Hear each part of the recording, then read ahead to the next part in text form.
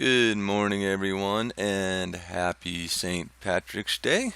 It is March 17th, and I just wanted to do a quick little video on cloud mining.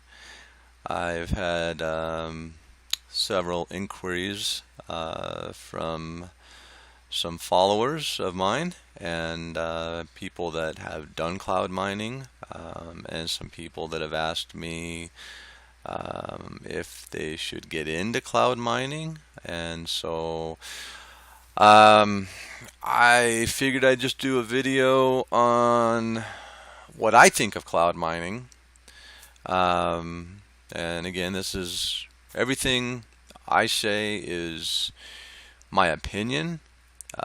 Everyone has to make their own decisions based on what suits them the best. But I will definitely back up what I say with why I think a certain way. I won't just say something and leave it hanging. Um, so, anyways, I obviously, finding information, you're going to see certain company names up there, and it's kind of hard to not bring names up there. But cloud mining, I think, is not a good idea. And I've got several reasons to why I don't recommend it and to why I would never do it. And the biggest reason is I think it's a very dishonest practice on the mining industry itself. And that's not just me that holds that position, and I will explain why I think that. But I also think they use deceptive practices to techniques to get people in the door. For example, this particular company here. Yeah, we're in a stage of mining now where Bitcoin, we're mining, in the terahash and petahash range, and this particular company, for sake of making a number look bigger, has gone down to the gigahash for the sake of adding 3 extra zeros, for their diamond max profit plan, 10,000 gigahash lifetime Bitcoin plan for $2,400. Well, for those of you who are new to Bitcoin or not familiar, that really translates into 10 terahash, which is the equivalent of 2 S7s from Bitmain, which are significantly cheaper than that. And I'll get into that later. So there's that. Okay, that's my first problem. My second problem is the lack of upfront information that they give you. You really have to dig, mainly for the contract. The contract is not upfront. Anytime that you have to go looking for the contract, like for example in this case, for me to find the contract, I would have to sign up or start the process of signing up to get a contract. um, which I certainly would not do. Um, that would not, you know, fly. So, I, good thing with the internet, I was able to Google around and get the information I needed. But anyways, I went, this particular, and let me preface this by saying it's not just this particular company. I just don't have time in this video to go through all the companies, but there's several of them. There's HashNet, there was a site I had up, and there's several cloud mining companies. They all operate about the same. Um, but anyways, so I'm going to go through the key points of why cloud mining is a really bad idea. Um, so this is a really good question. You know, if mining if it's profitable, because any smart person is going to ask this. If this is profitable, then why aren't you just mining yourself? Well, besides the fact that we ourselves do mine with the very same hardware that we offer to our clients, our capital is limited. We believe that Bitcoin and altcoin mining is highly profitable. However, we do not want to put all our eggs in one basket. Really? So, I really don't understand what they're trying to say. I understand the capital limited thing. I get that. But their statement really doesn't make a lot of sense here. I know why they're doing it. Because they're making money off of you. But that they can't put that on there because then nobody would do it. This one's good. Where's your mining farm located? For security reasons, they're not going to tell you.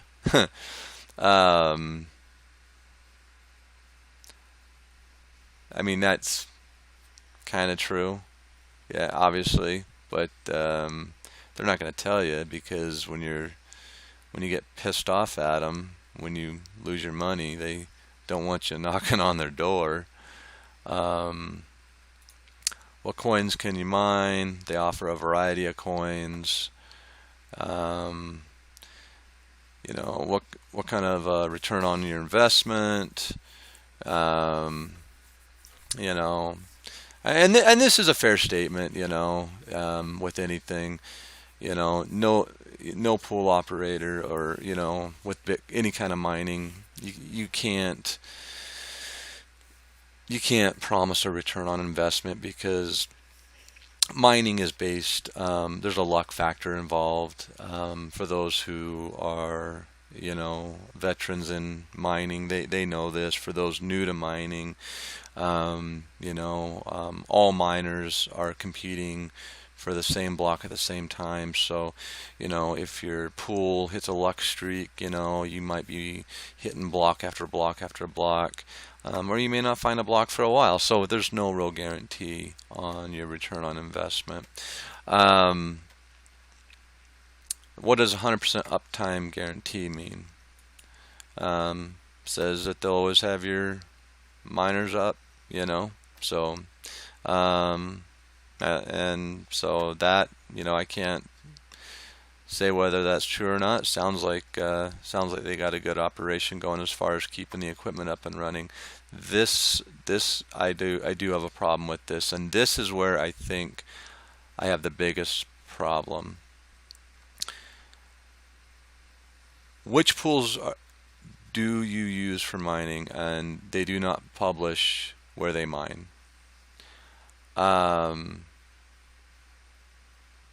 main criteria for good pools are reliability, fee structure, and reject rate. Going forward, we will solo mine a few coins, pass the fee savings on to our users. Our internal policy is be a good crypto citizen. This means we will be at least use two different pools. In some case, we use up to four for each coin. This is to preserve the decentralized nature of crypto networks. If we become aware that a pool is getting close to a 50% share, we will switch away and away from it and use backup instead. I've got a really big problem with this because this is where I think that this is where the lack of transparency comes into play. And I think this is where you have no idea what is going on. And this is all going to add up for you guys here in a second. But let me jump forward here for a minute. It gets into the hardware. This is where, isn't buying hardware cheaper? My answer, absolutely, 100%. It is absolutely cheaper. They're going to say, they're going to give you this big, long, shipping costs. Few merchants will cover this. You may have to pay for shipping. Yeah, of course you have to pay for shipping. That's just part of life. Customs, dues. That's also part of life. If you live, depending on your country, I mean, and they're trying to make it sound like it's some big thing. Delivery time. I love this one. When you pay for your device, you you have to wait until a miner is packaged and shipped. Oh, if it's held up in the customs, this can take weeks. And during that time, you cannot mine at all, losing all this money. And then you have to wait and hope. I'm surprised they didn't put in there, and get your Bible and pray and go to church. And I mean, they're making it sound like some desperation thing, And if the merchant has a stock shortage, it is you who has to wait. But with us, you pay and you get your hash power immediately online, no delays. You just have to pay 4 times as much. They didn't put that in there though. Cost for additional equipment. When buying miners from larger retailers, you often have to buy additional equipment like an extra PSU.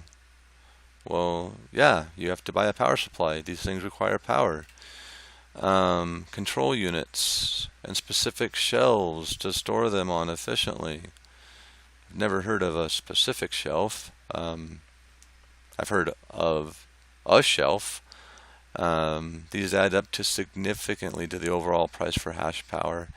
So, I mean, they really talk this up, and it's kind of ridiculous.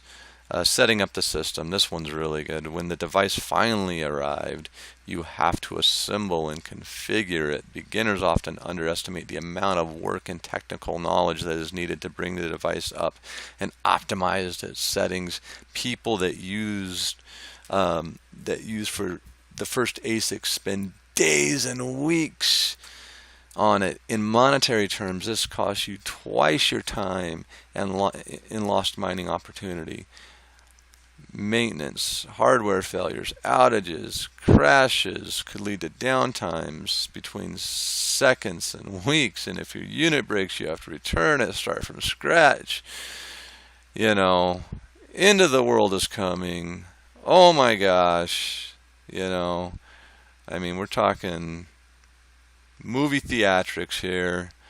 It's ridiculous. Electricity.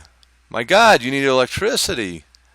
Having the machines at home not only brings heat and noise, but you also have to pay for electricity.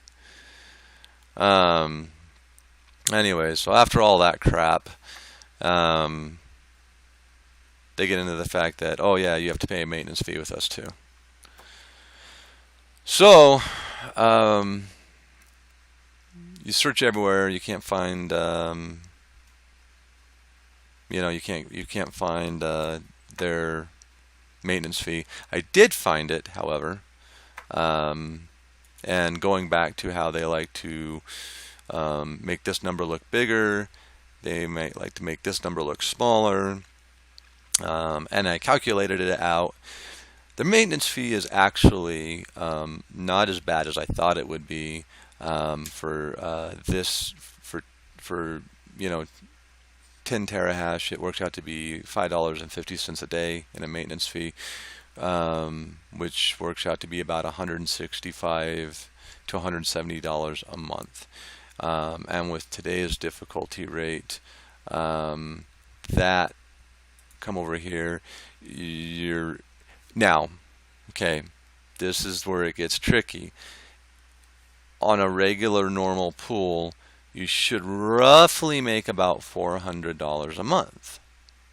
Okay, so minus that 170 out, you should make about 225-ish a month. Okay, however, where was I? Over here, I'm finding all these reviews where after 60 days, people are only making 20%, 20 to 30% back on what they paid. So, how can that be? Right? Which brings me back, let me go back here. And this guy right here, Gavin Anderson, I'm not sure who he is, but he's done a lot of research, I guess, into the cloud mining, and he's even calling it a possible Ponzi scheme. Now, you can find it on Reddit. You can even just Google Gavin Anderson, and you can do more research on that.